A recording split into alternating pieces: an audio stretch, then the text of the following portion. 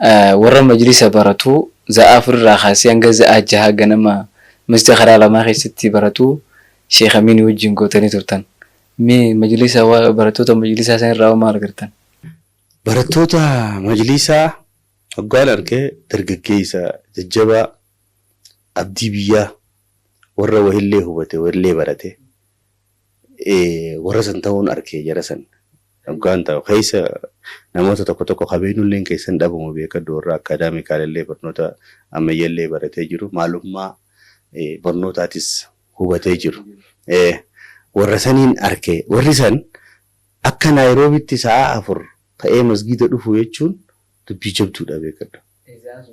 Sa'aan 4 sa'a 9 ka'eeti jechuudha. Warri Naayiroobii kun junaan halkan ta'aa bula maalaa yaa'anii keessa bulaa ganama rafa.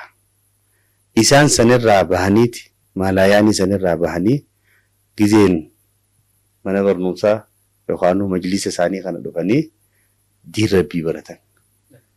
Warri san warra fakkeenya dargaggoota biraatiif illee ta'u sa'aan isaan dhufanii baratan san sa'aa jabduu ta'uudha wajjin wanni isaan baratan san illee waan jabduu ta'uu isiidha hedduu jara san arguun hedduu na gammachiise jechuudha. Kitaaba gorsaa guuttatanii dhufanii sagantaan ani isin wajjin ture wajjin koree takka keessa waan taaneef jechuun hin beeka. Sagantaan guyyaa sanii sagantaa gorsa sheekarraa fudhachuuti. Kitaaba illee dhiisanii dhufuu ni taati beekadha. Qaroo hin deemanii. Ammoo hidhannoo isaanii san guuttatanii ta'uu dhufan jechuudha. Akka waan hoggaan akkanatti cilaale afdalu min ummati habalatul qur'aana yoo hadiisa tokko jiru irra caalaan ummata fayyadama qur'aana baatee deemu jiru hafazee deemuun ta'ee fi qabatee deemuun ta'een muhammadatul qur'aanuma akka waan akkasiitti irra caalaa ummata Muhammad taanii dhufanii tattaanii ta'uun naa mul'ate jara sagantaan akkasitti ijaan argu. Waraana yookiis waraana jeeshii ajaa'ibaa ta'e hedduu isaan sanillee rabbiin subhaanahu wa ta'ala ilmii qomatti isaanii haa qabu hedduun irraa gammadee jechuu waan san irratti. Uummanni san warreen akka isaanii hedduutu hirriba jira beekadha. Sa'a sanirraa kaanii dhufuun ni jabaatti. Sanirraa illee waan jabduun hin argee waan akkasiiti jechuudha. Duuba jarri suni namni tokko yoo waan beekne waan takka hawaasaaf illee godhuu hin danda'u. Bu'aan inni uummataa buusu takka illee hin jirtu. Abdiin uummata kanaa jara san jechuu agarsiisa jechuudha. Ijoollee xixiqqishoo madarasaa sanii fi warra majlisa barachaa jiru saniitu yoo rabbi jee bakka ulamaa'ota keenyaa bu'a gaafa asii biyya ambaatitti achi deemillee biyya isaan fayyadu ta'a jechuudha. Namni har'a gaafa as jiru mataa isaatuun fayyadin diin barachuu hin danda'in gaafa achi deemillee bo'uma namarratti haa malee wanni namaa godhuu danda'u hin jiru. Saniif barattoonni suni an ifiifuun hin dinqisiifadha. Guyyaa tokko yoo haajaan na qabdi isaan raafuun akka malee na ulfaata beekta. Maaliif uummanni kun uummata haadhaa fi abbaa bira hin jirre kan namni ol gorgoru jechuun hin jirre ifuma fedhinnaa dargaggummaa isaanii tana hunda achi kaayanii yeroo silaa tiktookii fi feesbuukaa fi maal irra gubuu qaban kana hunda kitaaba irra gubanii akka isaan itti kitaaba qo'atanii dhufan maashaallah irra jette jechuudha. Fatanaalee majlisa keessa dhiyaatuuf akka gaarii dalagan jarri sun hedduu nama gammachiisanii rabbi isaan irraa jaalatu nutullee hedduu isaan jaalanna. Kamis. Asumaan dhugaa ijoolleen tajaajila dhageessii isinillee du'aa inni dagatina barattoota jajjaboodha isaan sun jechuudha. Dargaggoota annaasuma adina rasuulli isaan sanii jechuudha. Zahab inshaallah. Naayiroobii keessaa warqii yoo jedhan dargaggoonni warqiin bultiifillee ta'u warra majlisa baratu sanii an akka keeyyatti. Akkasuma shakkii bee. Walaatiin tijjanii jira tokko. Tole egaa ammas asumaan gara sagantaa itti aanutti ceenaa. Torbuma Naayiroobii kana keessatti ammas atii fi shayni keenyas walumaanuu barattoota Baaburrayyaan ziyaartanii turtan. Isaan sanirraa maal agartame? Barattoonni Baaburrayyaan gizee jenne haawwanii fi shamarranis wajjin jiran. Haawwan isaaniitirraa wanni nan arge se'illaa haawwan akkanatti babbareedee taa'u kanaatu ijoollee reefu dana haasanii babbareeddu san. Hafla irratti agare san isaantu nuu qopheesse jechuutu irraa naa gale. Haflaa ijoollee san dura aansitanii hafa tawgartee sagantaa baaburrayyaan tana booda aansuu keessan waan silaanuu dhibe hunda addanuu waaftan. Maaliif ijoolleen tun dhiiroo isaa dhoote? Eenyu as erge? Akkamitti tolan? Akkamitti akkasitti ijoolleen ciccimte? Hoggaa jennu barsiisaa qofa dinqisiifannee dabarra ture jechuudha. Amma immoo akkasuma hin taane haadha ijoolleetis nu barsiiftan. Baaburrayyaan irratti hoggaa dhufan akkaataan isaan teessuma isaanii sana hoggaan arge. Naamusa isaanii sana hoggaan arge. Uffata isaanii sana hoggaan arge.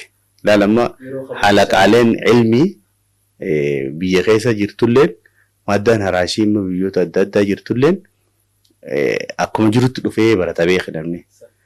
Tun Baaburrayyaan tun wanni adda isii godhu yuunifoormii qaban. Mashaallah sheekha keenya Yuunifoormii qaban mashaallah. Sheekh Abdurrahim bakka jirutti gaa Rabbiin isa cinaa dhaabbatu. faanni isaa deemu jira mashaallah. Yuunifoormii qaban. Sanirraan dabri dhaabbanni gaaddisa Islaamaa mariidhaan ilaa fi ilaameen qajeelsaniin.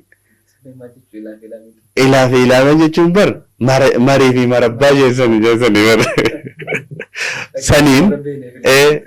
Saniin qindeessanii armaa gaaddisa Islaamaa niqaabaa wajjin dalaganii tolchanii yuunifoormii irratti gizee uffatanii dhufan hedduu hafla irratti ijoolleen achirra dhiyaattee quraana qaraatee tafsiira hiikuu turte san. Warra Baaburrayyaan kana Baaburrayyaanis ni qaraan madarsaatti qaraan jechuudha.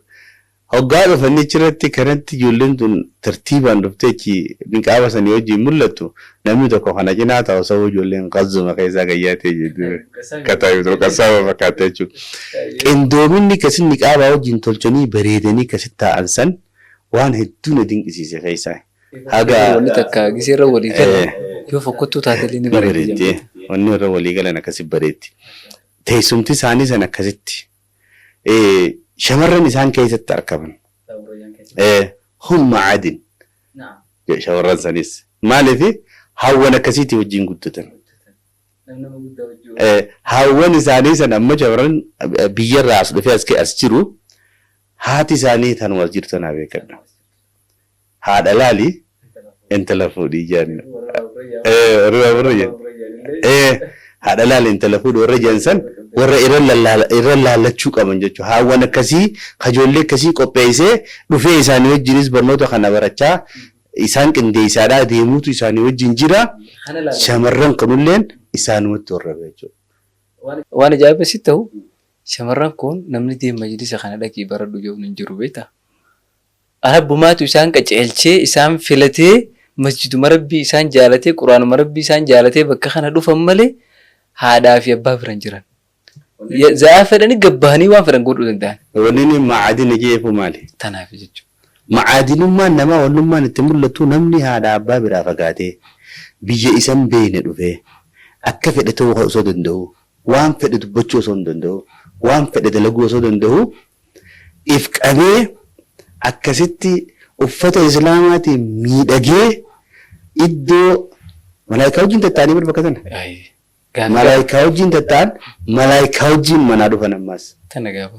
إن الملائكة لا تدع أجنحته لطالب العلم رضا بما يطلب ملائكان ور علمي غنبرته قبل عفتي في الديمتي تحية عسكرية غنتي في جوكستي أمة كثير ملائكان الجبدي رفتو قهوغا رفتو حلقة علمي تاعن خملائكان إن لله الملائكة سياحين في الأرض جل وملائكة تجرى ورا دشيتنا قيسة الدم يطلبون مجالس الذكر إدو مجلس الذكر داخنا تعني بربادا وقا بربادني سانما كانت في يونيفورمي تنفتي كتب بريدي تا وقا ملائكة ألموا إلى حاجتكم والتاجر التي بربان نفسنا سجرني جاني مسجد خرا ما جنجد مسجد خرا ما كسي بدي كسي مسجد رومو مسجد يوسف كيس جرو جري دلتو كو خوتا جاني ولا خوتا جاني أتشي والجهني ملائكة إسالي مرستة التيسة سكينان طبانينان زكين قلبي دا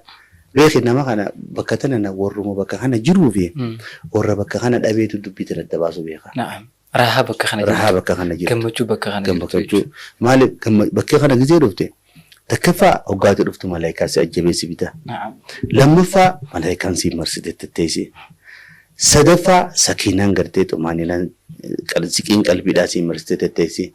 Afraffaa quraana keessatti kiyya rabbiin istajiibuu lillaahi walirrasuuli izaa da'aakum limaa yuhyiikum. Rabbii fi rasuulli hoggaa isin yaaman owwaadhaa wanni isaan isin yaamaniifis waan ruuxii teessan isin jiraachisu. Ruuxiin namaa ta jiraattuun halaqaa tanaan, zikrii tanaan, ilmii tanaan, quraana kanaan jiraatte jechuudha. Ruuxii jiraattuu bareedduu uffattee uffata shari'aa uffattee akkasitti teessu san Aburrayyaan keessatti hin argamu. Maaltaateetis. Maashaallah. Aburrayyaan keessa warqii hedduu jira jechuudha. Warqii hedduu jira. Warqii san barbaaduudhaaf gaa warqii ta'uu feesa jechuudha. Akkasii. Saniifuu gaa dargaggeessi barattoota baaburayyaanii barbaade jiru shamarran baaburayyaanirraa takka barbaade jiru kam ta'uu qaba? As dhiisi. Naayiroobii dhiisi. Fil aalam. Bakka hawaasni keenya qubatu hunda namoonni bultii ijaarrachuu barbaadeeru. Asin nu gaafachuu jira ammaa. Naayiroobii irraa baaburayyaan eessa qubatte jee bakka isiin jira akka malaayikaan sayyaahii dafalatti jedhu sayyaahii dafalatti warra baaburayyaan iddoo isaan qubatanii barbaadanii bultii hojii ijaaruu qabanii. Amma malaayikaa bira qotee ilmi namaatu barbaadu eegalee jira jechuudha. Amma dardarri qalbiin isaa waraabessi iji isaa fa'uu malee nagartu jedhanii hanga fedhallee ijaala ta'u tana tadii rabbii qabattee masjida ooltu tana fedhaa beekta. Duuba nuti Faaximaa baaburayyaan keessaa hin fuudheera. Baaburayyaan keessaa hin fuudheera. Saniif warra taa'unis baaburayyaan seenaa jirta. Ati basaa warra baaburayyaan waan taate. Maashaallah. Dhisi gaafa qaamuma harkannee jirra jechuudha. Akkasii maashaallah. Akkasii. Tole egaa sagantaan akkumatti fuftee jirta ammallee gaafiin gara xumuraa deemaa jirra. Naayiroobii tana keessa egaa gaaddisni Islaamaa eegamaa dheeffatee zamana dheeraa ture jira. Bakki itti hundeeffamallee Naayiroobii tana. Warri hundeessalleen isinii ati warra isaan hundeesse keessaa tokko atisi. Horiilee bakka hedduu qaba. Biyyoota addunyaa tanarraa bakka hedduu qaba. Horii hojii raawwachiiftuu qaba. Waa hedduu qaba. Sanirraa horii gaaddisa Islaamaa ta Naayiroobii jirtu gaafa duraan biraa deemte irraa agisee dhufte akkamitti fakkaatan? Akkuma duraanii jirammoo jijjiirama qaba. Gaaf tokko sheekha keenya Sheekh Abdul Hakimiitiitu hadiisa tokko dubbachuu ture. Hadiisa gartee idaa maata ibnu aadam inqata'a amaluhu illaa min salaas jeeti aw ilmun yuntafa'u bihi asaan kanarra gisee nama amataa gadaa asuma jetsi jala taa'ee wanni takka isaaf hin galle qawli sadaqatul jaariyaa namarraa balleessa. Ay sheekha jiru keessa walu imaamata sana baadhee adeemu jiru. Abdullahi sun qofla. Sadaqatul jaariyaa haram muree jechuudha. Haram muree jiru takka faayidaa hin qabu. Maaliif jecha kana kaase qoreen gaaddisa Islaamaa ta'amma Naayiroobii jirtu qoree sadaqatul jaariyaa namaan balleessine. Ta baalli fuutee muuxannoo dabalachaa deemtu ta'uu isiitiin argee jechuudha. Inshaallah. Haalli ammaa gaaddisni Islaamaa Naayiroobii keessatti itti gaggeessaa jiru haala hedduu bareedaadha. Namoota gartee bifuma isaatiin walitti qindeessuudha. Bifuma isaatiin walitti qindeessu. Warra mootoraa wajjin walitti qindeessu. Warra kubbaa wajjin walitti qindeessu. Warra hawwanii wajjin walitti qindeessu. Warra shamarranii wajjin walitti qindeessu. Warra manguddoo wajjin walitti qindeessu. Warra sheekanii wajjin walitti qindeessu. Warra hayyoota wajjin walitti qindeessu. Qindoomina bareedaa muuxannoo deemaa dhufte abdeet ta'aa dhufte gaaddisni Islaamaa agarsiisaa jira. Kanaan harkee asitti. Amma qoree hojii raawwachiiftuu taane ani biyyaan jira. Biyyoota alaatis warra jiru jira. Naayiroobii keessas warra jiru jira. Jarri kun akka ilmaan haadhaa takka akka ilmaan abbaa tokkootitti bobbaa gala keenya wal quba qabaachaadha. Mari'achaadha. Maal haa goonu waan irraa Naayiroobii keessatti hojjetamu anniin beeka biyya taa'e. Waan irraa biyyoota alaa keessatti illee hojjetamu anniin beeka biyya taa'e. Warri Naayiroobii keessatti taa'ulleen waan inni biyyatti hojjedhu ni beekan. Hundi wal quba qabna jechuudha. Kamalee wal quba qabaachuu jira jechuudha. Qindoomina akkasiitti jira. Budaa Rabbi irraa haa qabu. Maashaallah. Keessaafuu qoreen Naayiroobiidhaa bifa ammaan tana eega dhufnee deebinirraa ogulamaan deebi'e. Tenkis keenyaa booda takka dhufeetiin ture sagantaa warra seellootiif Jamaal Haajiitii wajjiniin dhufee ture. Asumaanuu sagantaalee adda addaa asitti illee leenjii adda addaa kanneen deemne muuxannooleen eegasiis bakka kanatti argamaa deemtu qindoominni argamaa deemu waan hedduu nama gammachiisu akkanumatti irraan daawwachaa dabalachaa warra deemu rabbiin isinis haa taasisu nus haa taasisu jammaa gaaddisa islaamaa qoree isiitirraa waliin argaman kana jechuudha. Mashaallah haaluma kanaan akka itti fufnus rabbiin nu haa laaffisu waan kana kophaa isaaniitii miti karaawwatanii akkuma reefatu kaastee qindoomina hawaasa magaalaa Naayiroobii keessatti argamuu fi jaalala isaan gaaddisa islaamaatii qaban akkasuma bira dhaabbannaa fi deeggarsa waan barbaachisu hundaan bira dhaabbachuu isaaniitii manguddoonni keenya takka odoo nu jalaachi hin maqin mariidhaan akkasuma horeen masjidaatillee waan nuti ni daleena jennee lafa kaan irratti sappoortii nu godhuudhaan nu gargaaruudhaan nu cinaa dhaabbachuudhaan ijoolleen dargaggoota mutooraa ijoolleen gaarisaa keessa ooltu dalagachaa ooltu hatta ijoolleen bishaan gurgurtu hundi isaaniitu yaada tokkoon waan kana dalaguu deemnannee wanti nuti itti gabbaasne akka malee yaadaan nu deeggaranii wanni kun waan bareedaadha itti fufaa jedhanii hamilee nu godhuu isaaniitiitu sadarkaa kanarraan nu gahe inshaallah yoo isaan bira dhaabbannaa kana haala kanaan itti fufan Naayiroobii qofaa miti gara biraatillee akka tarkaanfannu abdii qabna.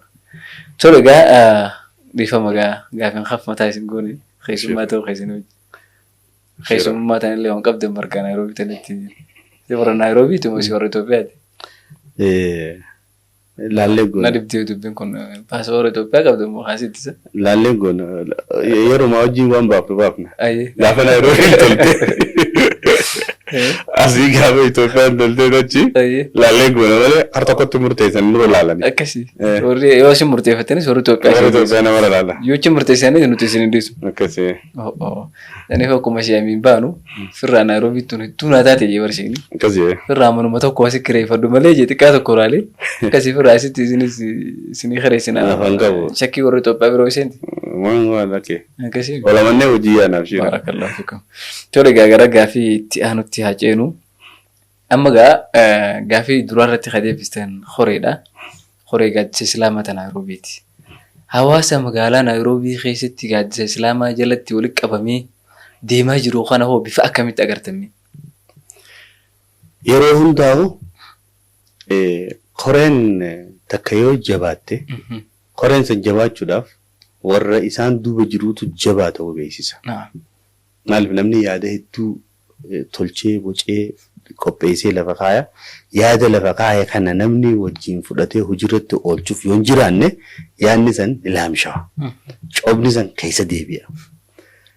Horeen tana waan isiin qindeessitu hojiirratti kanatti isii ooluunu cimina hawaasa isaanii wajjin jiru san beeksisa jechuudha. Hawaasni Naayiroobii keessa jiran hedduu jaalala gaaddisa islaamaa akka qaban irraa agarre yaamina gaaddisa islaamaa akka owwaatan irraa agarre kaasee ajaa'ibsiisu sagantaa takka gaggeessuudhaaf namni isatti iyyee nama waa dubbatutti himatee TikTok irra naa beeksisu je'ee maaroo irra naa beeksisu je'ee bakka meeqatti iyyee akkasiin nama walitti coreefita.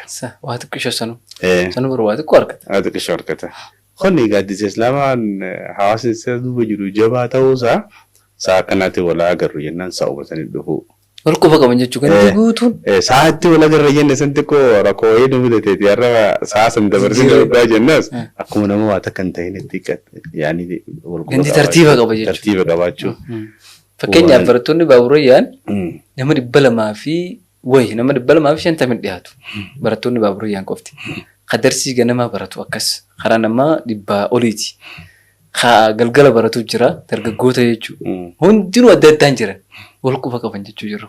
Takka naa yaabsuteera. Silaa amma torbee Naayiroobii jennee qabanne san sagantaalee adda addaa tajirtu san sagantaa san akka namni dhufuuf maayikii masgiidaa qabattee iyyuu deemuu beeksisa godhuu nama barbaachisa ture yeroo kana gaafa biraa akkasitti himna ture beekte. Asiin warabaan gaanii kanaas achitti solfiinee achitti simaa. Poostara maxxansitii. Poostara maxxansitii akkasitti. Rabshaa dhaabuu fedha. Rabshaa dhaabuu fedha. Amma muuxannoon sadaqatul jaariyaa jirrin balleessu ni jenneefu muuxannoon muuxachaa dhuftee laaftumatti wal yaamu laaftumatti walii barbaachuu gandii akkuma kanacha tokko keessa ta'ee deemuu isaaniitiin argee hawaasni Naayiroobiidha. Gaaddisa Islaamaatii wajjin haala bareedarra jiraachuu isaaniitiitu naa mul'ate. Isaanillee haala bareedarra jiraachuu qofa osoo hin ta'in hawaasa ciccimaatu dhufaa jira bakka kana. Mashaallah. Maaliif bu'aan Naayiroobiin biyyoota alaa tanaaf goote yeroo hedduu afaan sheekota irraa dubbatamaa jira. Akkasumas namoonni Naayiroobii irraa deemanii biyyoota alaa jiran hundinuu warri hulee amantii Islaamaa tana qabee dhaabbatee hawaasa biyya sanitti tajaajilaa jiru firii Naayiroobii asirraa baatetan. Kanaaf namni ijaalloon hundi dhufanii Naayiroobii tanatti jijjiirama fidanii nama ibaadaa ta'anii nama quraanaa ta'anii nama salaataa ta'an. Kanaaf namoonni karaa biyya alaa deemuu barbaadanleen amma karaa Jabuutiin illee nama jira karaa nama deemanii yoo inni biyya hunduu nama jirti karaa biraatiin illee nama jiran karaa Masrii kanaan illee nama jiran. Karaa san hundarra Naayiroobii tanarra yoo bahee wallee baratee garallee laafee matallee laafee maatiidhaafillee raayimaafillee faayidaa qabaa jedhanii gamanaan namni nama fiduu fedhullee gamana nama oofu fedha. Namnummaan gamana deemuu fedhu Naayiroobiitti jijjiirama guddaa fideetiin biyya alaa dhaqaa ji'eetii dhufa. Yeroo hanga sanatti fayyadamaa durirra amma fayyadamaa deemuu namaatiin arge duba. Hawaasa bocolillee nama jira beekadhu. Biyyuma kanatti aanoyitee bareeddee niqaaba uffatte tana keessa warri kana facaasee safuu facaasee waan biraa dalagullee nama jira. Egaa barsiilaas ganduutu naa qaceeluu inni ganduutu naa qaceeluu inni abiddaas namni seenu intoo kafaara wana da'ul mawaaziin alqista je rabbiin guyyaa qiyamaadha miizaana kaayee je miizaanni rabbiin kaawusan kaffaa lama qaba je kaffaan duwwaa ta'uu hin qabu kaffaan hundinuu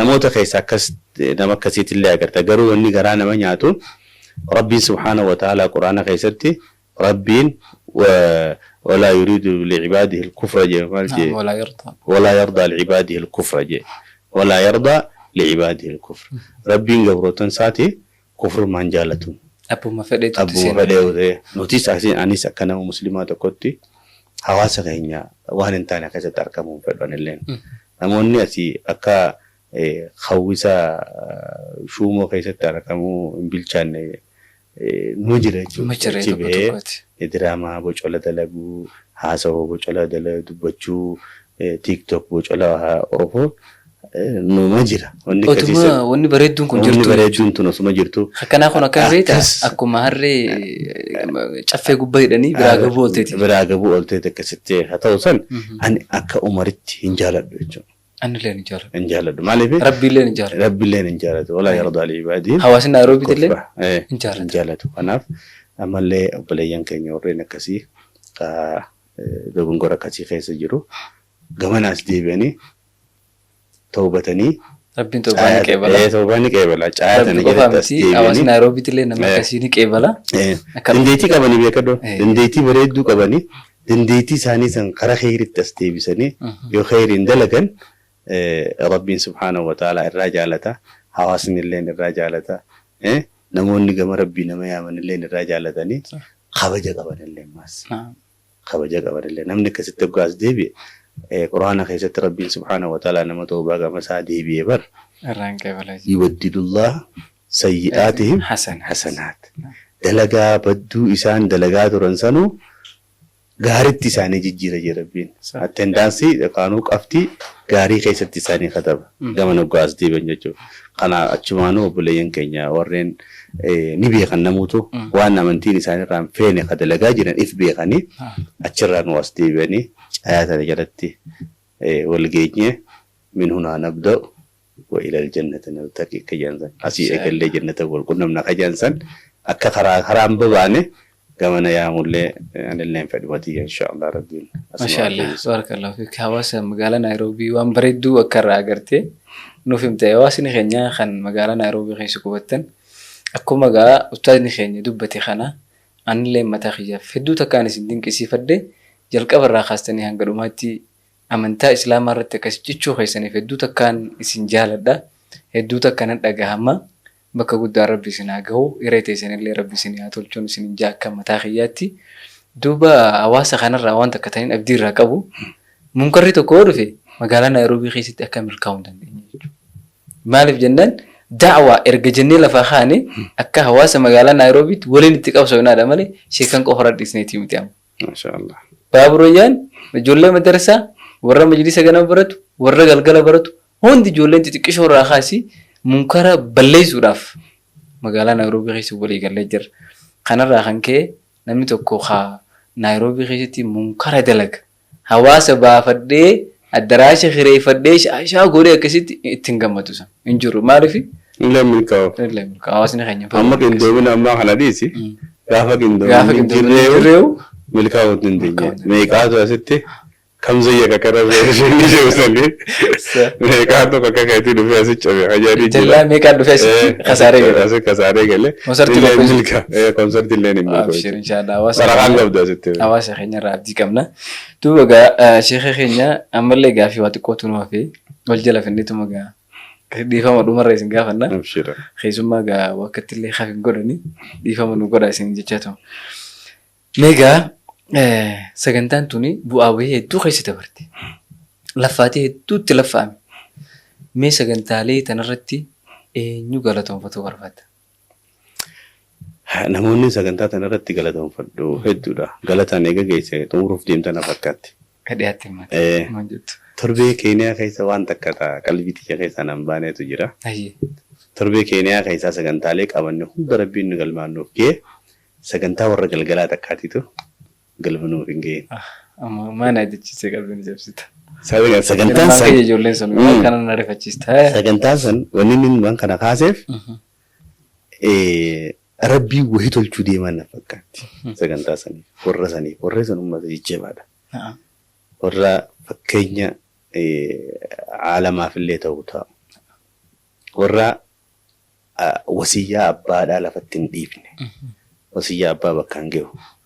Warra waan sheeyni isaanii aalimni isaanii jiru ruhitti godhee jijjiiru. Uummata san waan isaanii rabbiin tolchuuf deemaa. Fuuldura. Saniin akka nama waaraa gujjira sagantaa san tuquu fedhe inshaallah. Maaliif torbeen guututti fuul nu ta'ee san keessaa selekti godhee baase rabbiin. Wanni keessaa baaseefis wahii tolchuu deemaa tunaa galee achumaanuu akkana nagalaa kan banne akkana waraabamtee naa ol kaayamtu fedheeti jechuudha. Irra deddeebi'ee ilaaluu qabdi. Irra deddeebitee ilaaluu qabdi. Akkana jalaan bannee sanii fedha. Namoota galatoonfachuu barbaaddu kanaan jette durarratti koree gaaddisa islaamaa tan biyya keessaatiif tan biyya alaa jirtus hedduun galatoonfachuu barbaada. Barsiisota madrasaa Abubakarii fi markaza Abubakariis hedduun galatoonfachuu barbaada. Warra yaada kana burqisiisee, cuunfee, qondeessee lafa nuu kaaye.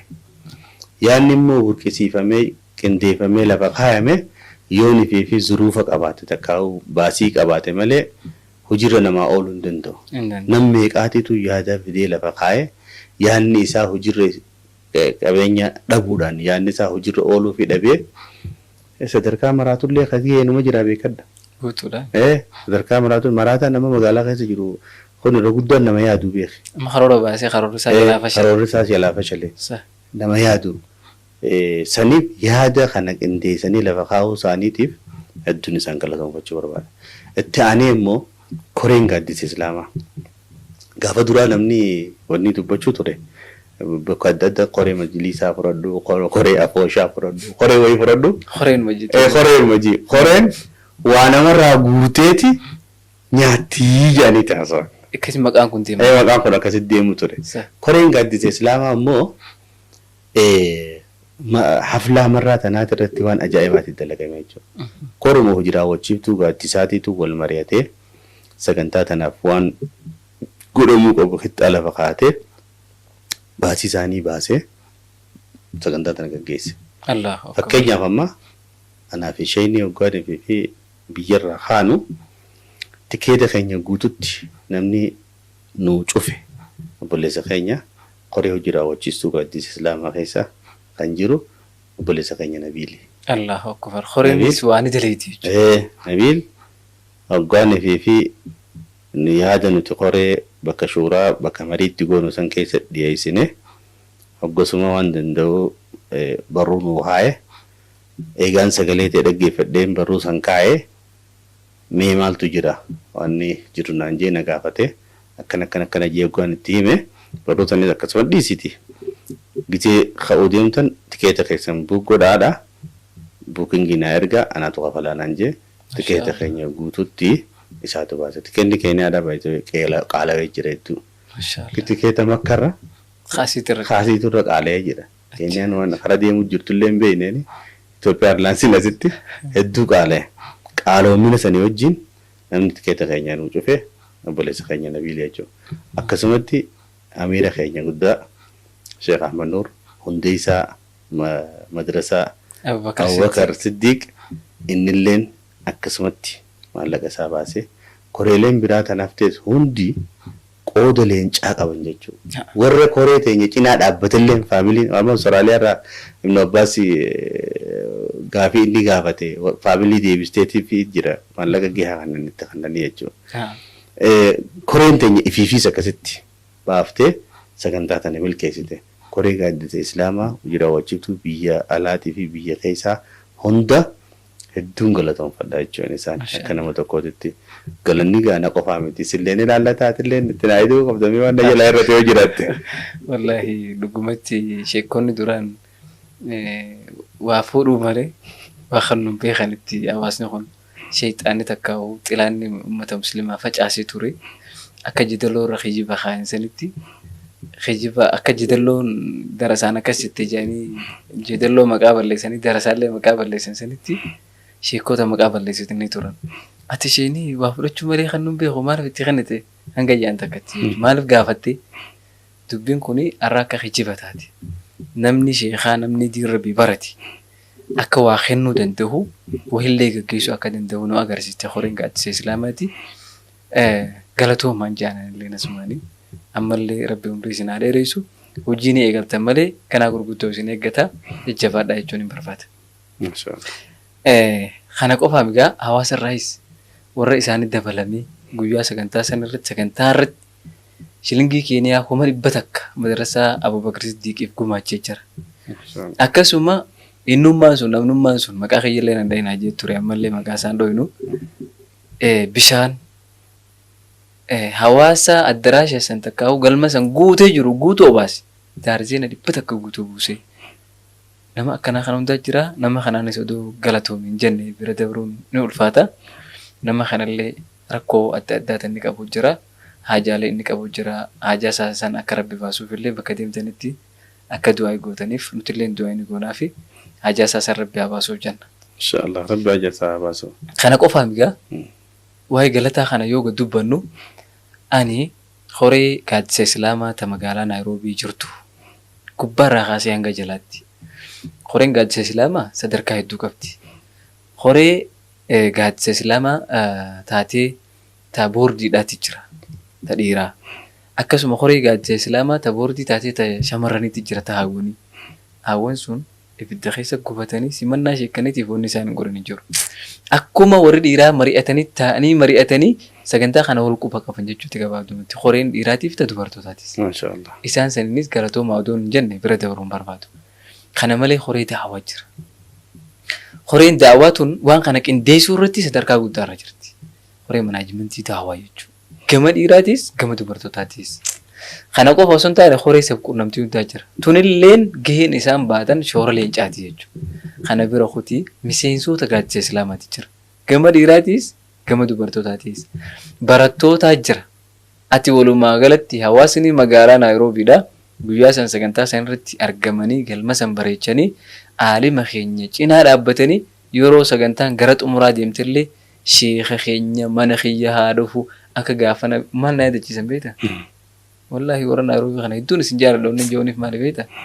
Gaafa Nabii Rabbii sallallahu alaihi wasallam Makka irraa horrifamee Makka irraa hijiraa Madiinaa dhaqe. Ummanni Madiinaa kun gaaf san harka qalleeyyiidha. Harka qalleeyyii ta'uu wajjin Nabii Rabbii kun namu akka mana isaa qubatu barbaada. Hawaasa Naayiroobiitti irraa waan akkasiitiin arge. Sheeyni keenya keessummoonni keenya haa dhufan mana kiyya haa dhufanii. Anaa keessummeessaa irra wal fixan jechuudha.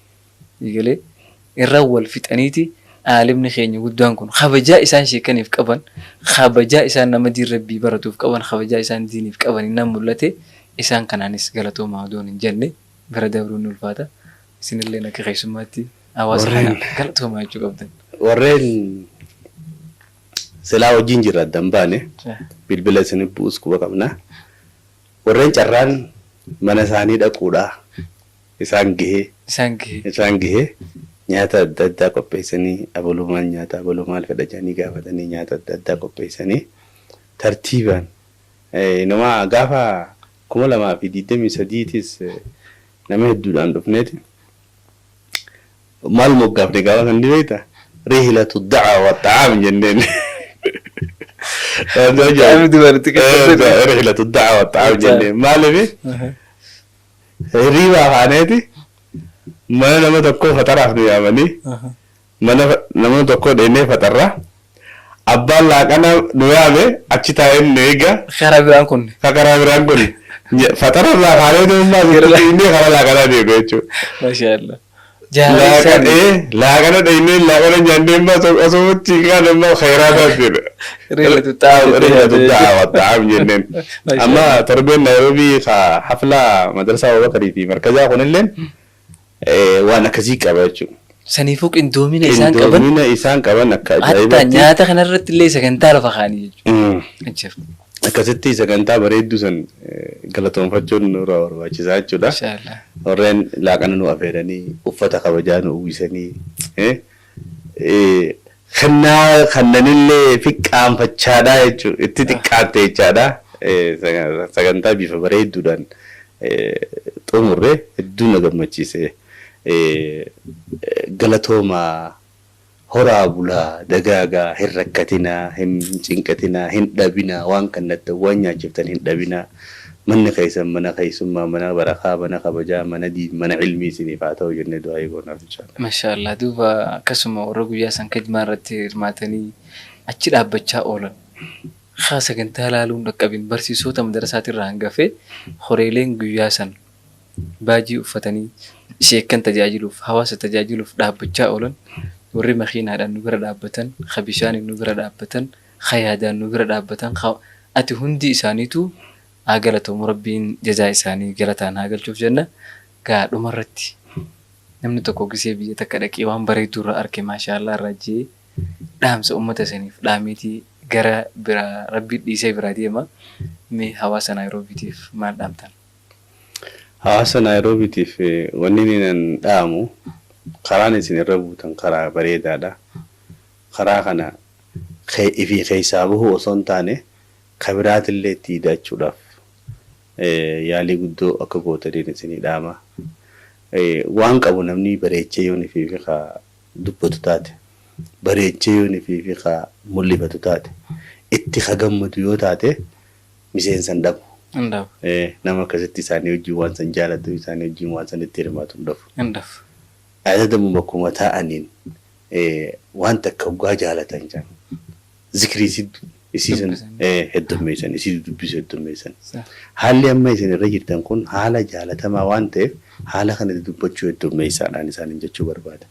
Maaliif madrasaan Abuu Barsiitti ijoollee kana bareedduu nu barsiisee waan gaarii nu barsiisee gaaddinni islaamaa akkanatti waliin nu qindeessee rabbii wajjin wal nu barsiisee karaa rabbii irra nu tiisee waan kana hedduu heddummeessuu bareechuu heddummeessitan miseensota hedduu ni dabalatan jeeti waan hin yaaduuf waan kana bareechaadha gatii sii beekaadha irratti jechuun hin barbaada.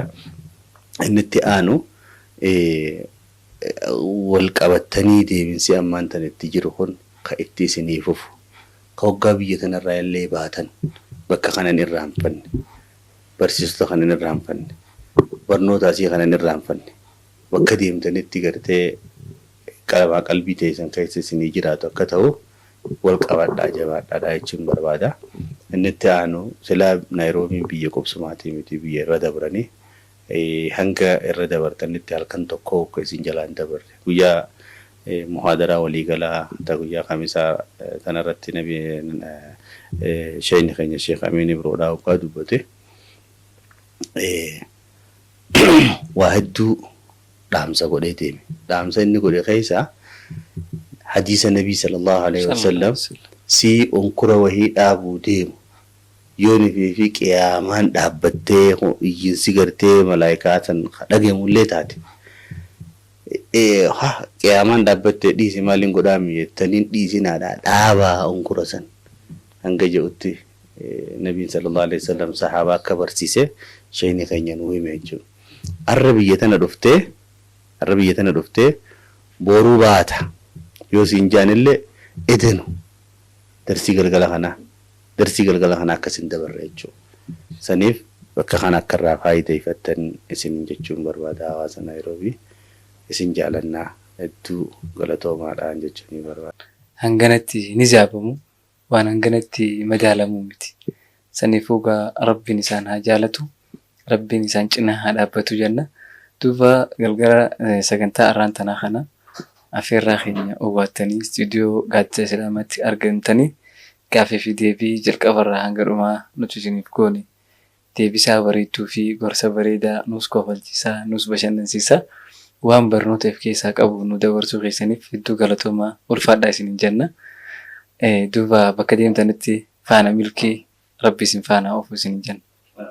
Walumaan isinillee galatoomaa waan agarree kana nu boqochitee kana keessatti rafin yaada kana ofirraa baasuudhaaf sagantaa sana qopheessitanii nu yaamuu keessaniif hedduu galatoomaan isiniin jechuu barbaadan illeen rabbiin warra waliin galma goonu haa taasisu. Barakallahu fiika sheekha keenya.